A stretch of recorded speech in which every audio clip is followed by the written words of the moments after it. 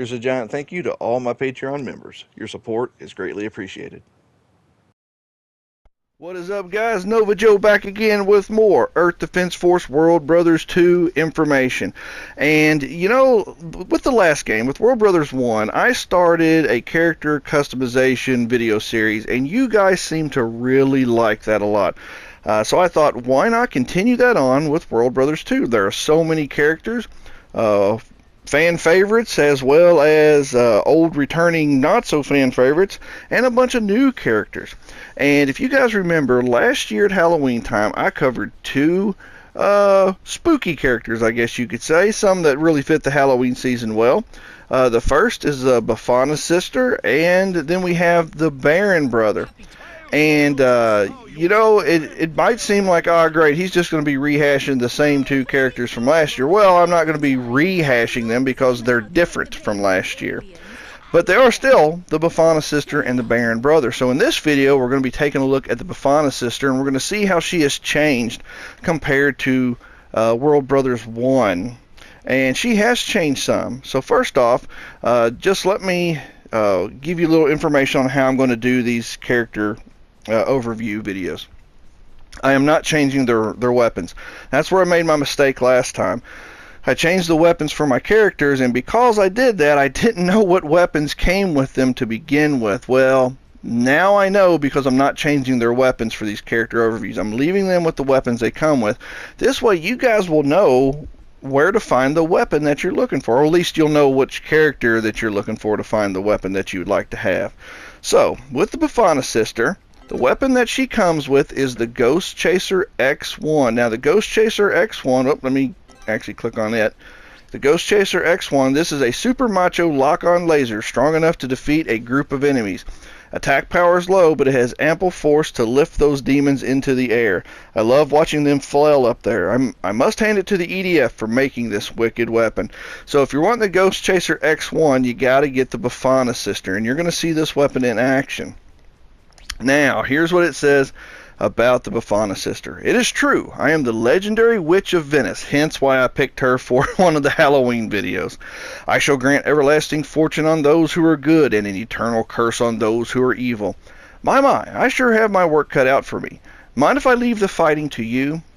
Alright, her L2 maneuver is it's called Witch Leap, and it says super calabra hocus toil and poof, I can fly.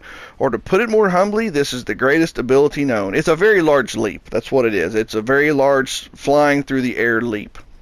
Her support ability, which is a new feature on R1, is Darkness Ball. Unleash darkness with black magic. It won't explode on contact with inorganic energy like walls or floors. So this is an attack that when you send it out, it's these little orbs that fly through the air. They'll go through walls, trees, things like that, and zone in on their enemy. They lock on. They're heat-seeking, basically.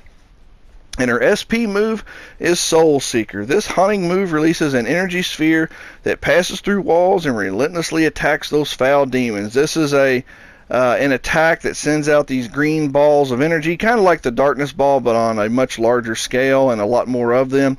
And they zone in on an enemy and just continue to hit the enemy over and over and over, delivering lots of damage. So let's go ahead and take a look at the Befana Sister. Oh, one thing I forgot. See, I'm forgetting stuff that I used to do. Her walking speed is 4. Her jump is 5, and her SP charge speed is 4. And I don't have any accessories on it to augment it right now, so that is where she stands. Alright, that is the Befana Sister. Now, let's check her out in action. Alright, here comes the Befana Sister, the Witch of Venice. Alright, first off, L3 will allow her to run. If you guys remember, in World Brothers 1, only a handful of characters could run. The vast majority of them did not have an L3 run ability. Well, they have changed that. Ukes has actually added the ability to run with a far greater amount of characters this time. There are still some that can't run, but the vast majority of them can now. Alright, now her L2 maneuver, the Witch Leap, there you go. She jumps in the air, she soars. It will not recharge until you have touched the ground again. But it does give you some air time if you're trying to get up to a higher perch or something like that. Now, this is her darkness ball. As you can see there, it flies right straight through the enemies. And let me do it again here. Now, I did discover something. I said that it locked on. I'm wrong. It does not lock on. Watch, I'll shoot it in the air. Well, never mind.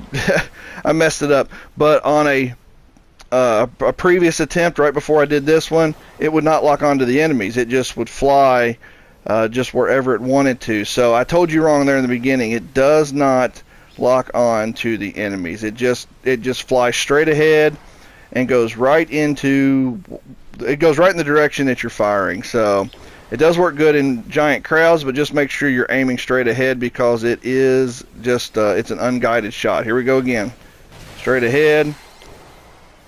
And then like you fire it right there straight up in the air, and it just flies straight ahead. As you can see right there, it does not lock on to anybody. Alright, now here comes her SP move, the Soul Seeker. She fires it out. Now this one locks on, and as you can see, it just hits the enemies until it finally destroys the ones that it has locked on to. And it just keeps, as you can see, it's continuously flying back and forth between those enemies. Alright, now for her Ghost Chaser. This is the Ghost Chaser. These are pretty much unguided. So they just kind of fly out straight ahead, but there's a bunch of them. And they do have a really good range on them, as I've actually been able to hit the drop ships with them. So here we go again. Let's let this thing reload. And here we go. And as you can see, it does kind of make them bounce up in the air a little bit. Oh, we got more coming over this way. So let me go demonstrate it on some of these guys that got a bit more health. Well, that bounced right off the ground. The darkness ball did.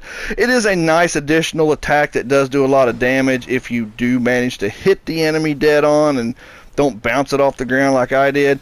Here we go. There goes a bunch. It's going right into the crowd. Now, Ghost Chaser again. So it takes them off their feet, kind of holds them in the air, and gives you a bit of breathing room so they can't like attack you. There we go. Jumping in the air again. Just jump back over, fire off our darkness balls again, and they go right straight into the mix. Alright, finish these guys off right there. There we go. Alright, you have seen the Befana Sister in action. What do you think of her, guys? Do you all use her? Is she a character that you all have found use for, that you like being in your party? I actually like her character. I think it's a really good character. I like her attack moves. I even like the Ghost Chaser. It's a pretty cool weapon as well. So, alright guys, if you've enjoyed this video, please give it a like. Please comment down below. And if you're new to the channel, please feel free to subscribe. And please stay tuned, guys. I have got a lot more Earth Defense Force goodness coming very soon, and a ton of Halloween content on the way. Alright guys. Later.